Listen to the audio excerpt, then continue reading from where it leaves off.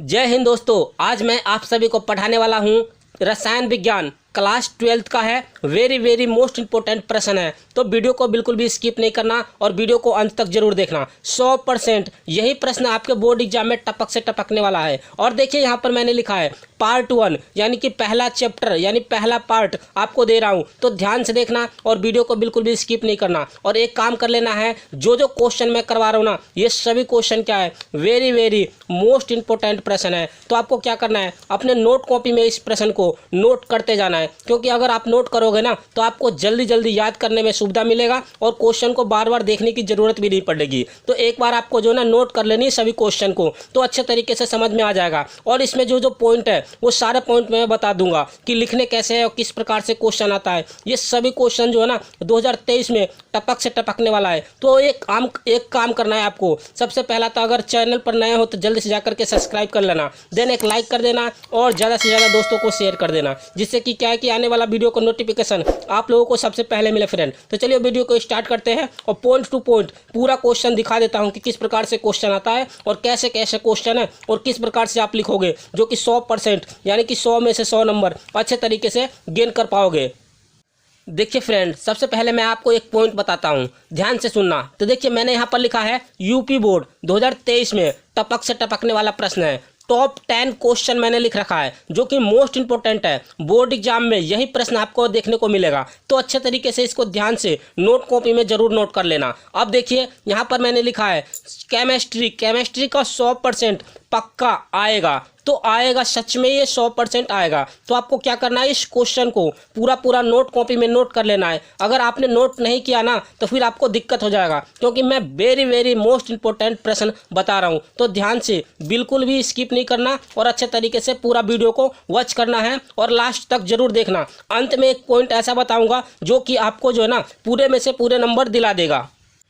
देखिए फ्रेंड, सबसे पहला क्वेश्चन मैंने लिखा है, यानी कि question number 1 very most important प्रश्न है, जो कि मैंने यहाँ पर दिखा दिया है। देखो आपको 100% यही प्रश्न बोर्ड एग्जाम में देखने को मिलेगा, जो कि 100% गारंटी लेता हूँ। यही क्वेश्चन आपको बोर्ड एग्जाम में हर बार पूछे जाते हैं। तो देखिए पहला प्रश्न क्या है, प्रथम कोटि की अभिक्रिया से आप क्या समझते हैं, इसका समीकरण भी लिखिए। तो प्रथम कोटि की अभिक्रिया से क्या समझते हैं, इसका समीकरण भी आपको लिखने होंगे। तो किस प्रकार से लिखोगे, सबसे पहले तो आपको लिखना है उत्तर हेडिंग डालना है। इसके बाद आपको लिखना है प्रथम कोटि की अभिक्रिया। हेडिंग जिस प्रकार से मैंने डाल रखा है इसी प्रकार से आपको हेडिंग बोर्ड एग्जाम में डालने होंगे, ताकि जो है ना बोर्ड एग्जामिनर क्या करेंगे, पहला कॉपी देख करके आपको क्या करेंगे, फुल में से फुल मार्क्स पूरे नंबर दे देंगे। तो ये चीज़ आपको समझ में आ गया। इसके बाद देखिए आपको लिखना कैसे है, वह अभिक्रिया जिसमें केवल एक कार्य यानी क्रियाकारी अणु के सांद्रण का प्रभाव अभिक्रिया के वेग पर पड़ता है, उसे प्रथम कोटि की अभिक्रिया कहते हैं। यानी कि क्रियाकारी अणु के सांद्रण का प्रभाव अभिक्रिया के वेग पर पड़ता है, उसे प्रथम कोटि की अभिक्रिया कहते हैं या कहलाता है। मोस्ट इंपॉर्टेंट प्रश्न है। इसके बाद देखिए आपको लिखना क्या है, उदाहरण में क्या लिखना है, जैसे मैंने लिख दिया है C12H22O11 प्लस H2O जल प्लस इन दोनों की अभिक्रिया कराने पर जो हमें प्राप्त होगा C6H12O6 प्लस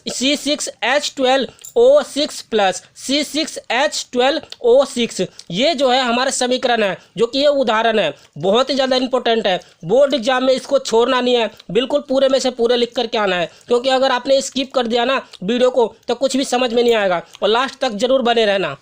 देखिए फ्रेंड, आपको लिखना कैसे है, जैसे कि देखिए माना प्रथम कोटि की अभिक्रिया निम्न प्रकार से है, इस प्रकार से आपको लिखने होंगे। इसके बाद देखिए ए से लेकर के बी तक, ए में हमने लिखा है A मोल प्रति लीटर, फिर इसके बाद लिखा है A-X, इसके बाद B पर हमने लिखा है 0 से प्रारंभ में X से T समय पर, इसी प्रकार से आपको लिखना होगा। इसके बाद देखिए आपको लिखना कैसे है, dx/dt = K और ब्रैकेट में A-X, इससे पहले भी आप लिख सकते थे। तो आपको लिखना क्या था यहाँ पर, dx/dt नहीं, यहाँ पर प्रोपोर्शनल, और यहाँ पर लिख सकते थे A-X। एक लाइन मैंने छोड़ दिया था, तो आप बढ़िया तरीके से लिख सकते हो। तो dx/dt ये प्रोपोर्शनल का = और क्या आ जाएगा ब्रैकेट में A-X। इसके बाद हम क्या करेंगे, देखिए यहाँ पर dx को हम dx के स्थान पर रहने देंगे, यहाँ पर a माइनस एक्स इसको नीचे ला देंगे और जो dt है dt की मल्टीप्लाई किस में कर देंगे k में, तो यहाँ पर आ जाएगा dt।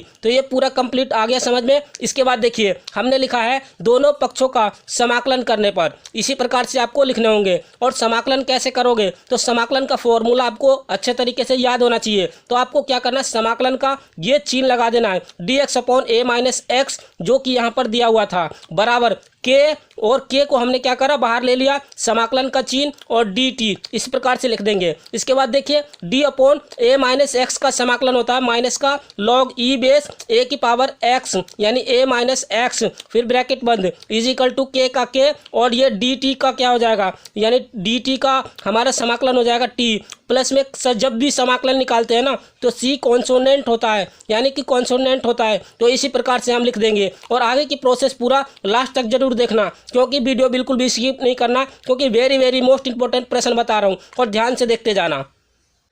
देखिए फ्रेंड, आपको क्या करना होगा, यहाँ पर हम लिखेंगे x इज इक्वल टू 0 तथा, यानी कि x इज इक्वल टू 0 रखेंगे और ये t इज इक्वल टू 0 रखने पर कहाँ रखेंगे, तो हम बता रहे हैं जहाँ पर रखना आपको, समीकरण 1 बना दो इसको। तो समीकरण 1 में रखना है x की जगह पर 0 और t की जगह पर 0। तो हमारे पास क्या हो जाएगा, तो आप देख सकते हो यहाँ पर लिख सकते हैं माइनस का log e बेस, और देखिए a की जगह पर क्या रखेंगे, a तो ऐसे ही रहेगा माइनस x की जगह पर 0 रख देंगे, फिर is equal to k multiply t के जगह पर क्या रखेंगे 0 प्लस c हमारा ऐसी कॉन्सोनेंट रहेगा। तो देखिए हमारे पास क्या बचेगा, माइनस का लॉग बेस a, ठीक है, इज इक्वल टू c बचा हमारे पास। अब देखिए इसके बाद आपको क्या करना है, इसके बाद डायरेक्ट फॉर्मूला लगा देना है। तो फॉर्मूला कौन सा लगाओगे, तो अच्छे तरीके से देख लो, जो फॉर्मूला मैं बता रहा हूँ ना इसी फॉर्मूला को आपको क्या करना है, फॉलो करना है। ये फॉर्मूला बहुत ही ज़्यादा इंपॉर्टेंट है,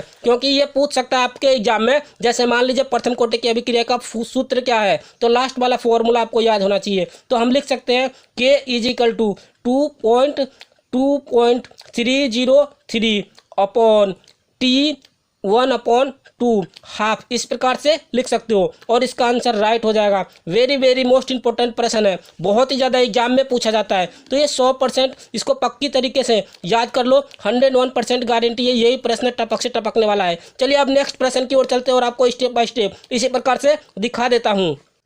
देखिए फ्रेंड, नेक्स्ट क्वेश्चन है क्वेश्चन नंबर 2, बहुत ही ज़्यादा इंपॉर्टेंट है, बोर्ड एग्जाम में टपक से टपकने वाला प्रश्न है, तो अच्छे से देखना। यहाँ पर हमने लिखा है अभिक्रिया का वेग स्थिरांक क्या है, समझाइए इसको। तो ये क्वेश्चन हो गया, या ये क्वेश्चन आपसे पूछा जा सकता है रिडॉक्स विभव किसे कहते हैं, या ये क्वेश्चन पूछा जा सकता है नर्स समीकरण क्या है। इस प्रकार से 100% यही प्रश्न आपके एग्जाम में पूछा जाता है। तो ध्यान से देखना और वीडियो को बिल्कुल भी स्किप नहीं करना। अगर आपने वीडियो को स्किप कर देखा तो कुछ भी समझ में नहीं आएगा। देखिए इस प्रश्न को कैसे उत्तर लिख सकते हो, जो क्वेश्चन मैंने प्रथम कोटि की अभिक्रिया के बारे में बताया था वही इसका आंसर है, यानी सेम टू सेम प्रश्न का आंसर दोनों का सेम है। बट आपको लिखना कहाँ तक है, आपको बस यहाँ तक लिखना है, इस वाले क्वेश्चन को यहीं तक अटेंड करना है। तो ये हमारा कंप्लीट हो जाएगा, यानी कि वेग स्थिरांक का नियम हमारे यहाँ तक कंप्लीट हो जाएगा। तो ये क्वेश्चन आपको समझ में आ गया होगा। अब देखिए यहाँ पर दूसरा प्रश्न क्या कह रहा है, दूसरा प्रश्न के बाद तीसरा प्रश्न क्या कह रहा है, रिडॉक्स विभव किसे कहते हैं। तो किस प्रकार से रिडॉक्स विभव काम करता है और कितना ज़्यादा इंपॉर्टेंट है, ये हर बार 2023 में टपक से टपकने वाला प्रश्न है। तो अच्छे तरीके से इस प्रश्न को ध्यान से देखते जाना। देखिए फ्रेंड, तो किस प्रकार से आपको लिखना है, क्वेश्चन आपके एग्जाम में इसी प्रकार से पूछा जाएगा, नर्स समीकरण क्या है, इसी प्रकार से क्वेश्चन हर बार पूछे जाते हैं। तो देखिए उत्तर में लिखना है आपको, हेडिंग इसी प्रकार से लिखना है रिडॉक्स अभिक्रिया, हेडिंग डाल दिया। डालने के बाद जिसमें ऑक्सीकरण तथा अपचयन दोनों क्रिया एक साथ होती है उसे क्या कहते हैं, रिडॉक्स अभिक्रिया कहते हैं या रिडॉक्स विभव कहते हैं। ये समझ में आ गया। इसके बाद देखिए इसका उदाहरण कैसे लिखोगे, उदाहरण बहुत अच्छा है, बहुत सिंपल है। तो उदाहरण देखिए मोस्ट इंपोर्टेंट है, OX प्लस N e की पावर माइनस में और रेड हो जाएगा, यानी कि ऑक्सीकरण, ये हमारा दोनों मिलाकर के क्या हो जाएगा ऑक्सीकरण। ये हमारा रेड जो है अब चाय की क्रिया होता है, इसके बाद आपको फॉर्मूला लिखना होगा E इजिकल टू E की power 0 plus 0.0591 upon n log 10 होता है OX अपॉन रेड, यानी कि ऑक्सीकरण अपॉन अपचायन।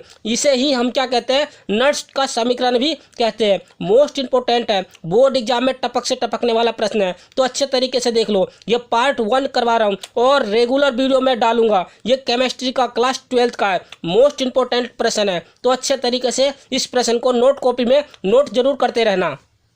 देखिए friend, question number 4 very most important प्रश्न है। मानक इलेक्ट्रोड विभव किसे कहते हैं? ये वेरी मोस्ट इंपोर्टेंट प्रश्न है, तो अच्छे तरीके से आपको नोट कॉपी में नोट कर लेनी है। तो सबसे पहले आपको लिखना है उत्तर, मानक इलेक्ट्रोड विभव, ये हेडिंग डाल देना है। डालने के बाद यानी कि 25 डिग्री सेल्सियस ताप पर एक वायुमंडलीय दाब पर किसी ताप यानी किसी धातु की छड़ को एक मोलर सांद्रता के विलयन में डुबोने पर धातु और विलयन के मध्य उत्पन्न विभवांतर को ही मानक इलेक्ट्रॉन विभव कहते हैं। इसे ई से प्रदर्शित करते हैं या ई से व्यक्त करते हैं। बहुत ही ज़्यादा इंपॉर्टेंट प्रश्न है। तो देखिए 25 डिग्री सेल्सियस पर ताप को किसी को गर्म करने पर या किसी विलयन में डुबोने पर धातु में विलयता और मध्य उत्पन्न हो जाता है, जिसको क्या बोलते हैं, मानक इलेक्ट्रॉन विभव कहते हैं। ये लास्ट प्रश्न था आज का, और कुछ पॉइंट बता रहा हूँ तो ध्यान से देख लेना। और जितने भी प्रश्न मैं बताया हूँ आज तक, ये सारे क्वेश्चन को क्या करना है, आपको नोट कॉपी में नोट करके याद कर लेनी है, क्योंकि वेरी मोस्ट इंपॉर्टेंट प्रश्न है। बोर्ड एग्जाम में ऐसे ही प्रश्न आपसे जो ना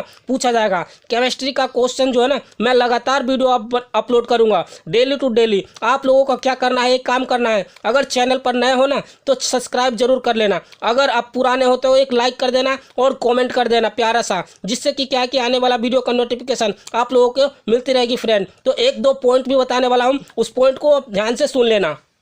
देखिए फ्रेंड, आपको कौन कौन सा पॉइंट को फॉलो करना है। सबसे पहला पॉइंट, आप जब भी बोर्ड एग्जाम में जाते हो, यानी कि बोर्ड परीक्षा में या बोर्ड एग्जाम में बैठते हो, तो आपको नियम और सावधानियां जरूर बरतनी है। पहला सावधानियां कौन सा है, बोर्ड एग्जाम 2023 के दिन अगर आप जाते हो एग्जाम में, एग्जामिनर हॉल में, तो कौन कौन सी सावधानियां आपको बरतनी होगी। सबसे पहला पॉइंट, आपको पहला पॉइंट क्या करना है, आपके हाथ में कलावा नहीं होना चाहिए, यानी कि कलावा और या घड़ी, इस प्रकार से जो चीज़ें होती है, ये चीज़ सब जो है ना आपके हाथ में नहीं होनी चाहिए, ना बेल्ट होनी चाहिए। इस प्रकार से जो पॉइंट मैं बता रहा हूँ ध्यान से सुन लेना। ये चीज़ अभी से गौर कर लो, क्योंकि अगर आप चीटिंग की प्लान बनाओगे ना तो कभी भी कामयाब नहीं होगे, और चीटिंग की प्लान कभी लाइफ में बनानी ही नहीं है। क्योंकि देखो, ये केमिस्ट्री के लिए नहीं, ये सभी सब्जेक्ट के लिए मैं बता रहा हूँ। न कलावा अपने हाथ में बांधनी है, न घड़ी बांधनी है, न बेल्ट बांधनी है। ये तो सावधानियाँ है। और दूसरी पॉइंट क्या है, दूसरी पॉइंट जो है,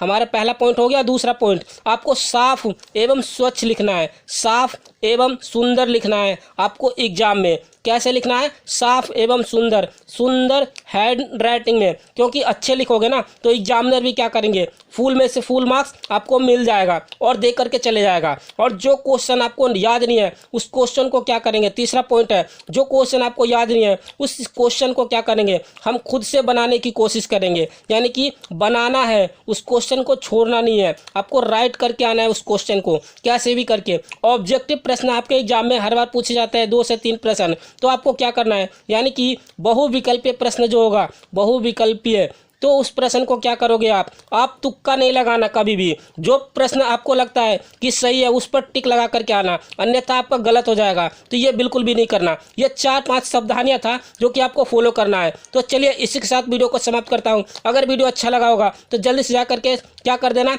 एक लाइक कर देना, देन एक सब्सक्राइब कर देना अगर चैनल पर नए हो तो, और ज़्यादा से ज़्यादा दोस्तों को शेयर कर देना। चलिए इसके साथ वीडियो समाप्त करता हूँ। जय हिंद, जय भारत, वंदे मातरम। Thanks for watching.